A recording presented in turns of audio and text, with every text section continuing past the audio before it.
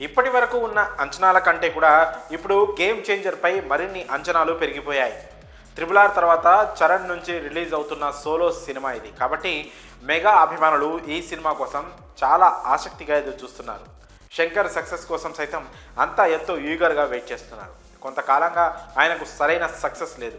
దీంతో గేమ్ చేంజర్ని ఎంతో ప్రతిష్టాత్మకంగా భావించి తెరకెక్కిస్తున్నారు. ఈ సినిమా విజయంతో కోలీవుడ్లో గొప్ప కంబ్యాక్ ఇవ్వాలని భావిస్తున్నారు. ఇప్పటికే రిలీజ్ అయిన పోస్టర్స్, లిరికల్ సింగిల్స్కి మంచి రెస్పాన్స్ వచ్చింది.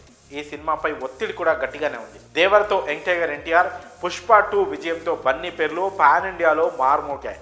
ఆ తర్వాత రేసులో ఉంది చరణ్. గేమ్ చేంజర్ కావడంతో సర్వత్రా ఆసక్తి నెలకొంది. చరణ్కు ఇది అతిపెద్ద సవాలని చెప్పి తీరాల్సిందే.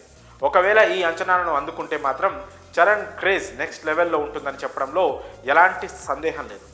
ఈ క్రమంలో ఇప్పుడు సినిమా గురించి ఓ ఇంట్రెస్టింగ్ అప్డేట్ చక్కర్లు కొడుతోంది.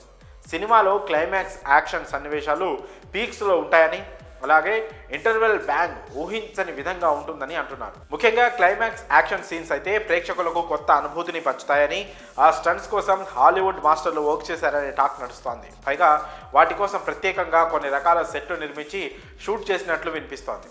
హోరాహోరీగా సాగే యాక్షన్ సీన్స్ సినిమాలో చాలా ఉండబోతున్నాయనే టాక్ నడుస్తోంది. అంతేకాకుండా చరణ్ ఈ యాక్షన్ సీన్స్ కోసం ప్రత్యేకంగా విదేశీ స్టంట్ మాస్టర్ల వద్ద కొంత శిక్షణ కూడా తీసుకున్నారట. ఆ యాక్షన్ సన్నివేశాలు హాలీవుడ్కి కనెక్ట్ అయ్యేలా ఉంటాయని సమాచారం. యాక్షన్ సన్నివేశాలు శంకర్కి కొట్టిన పిండి లాంటివి. ఎలాంటి హీరోనైనా అదిరిపోయే రేంజ్ యాక్షన్ తీయడం ఆయనకే చెల్లింది.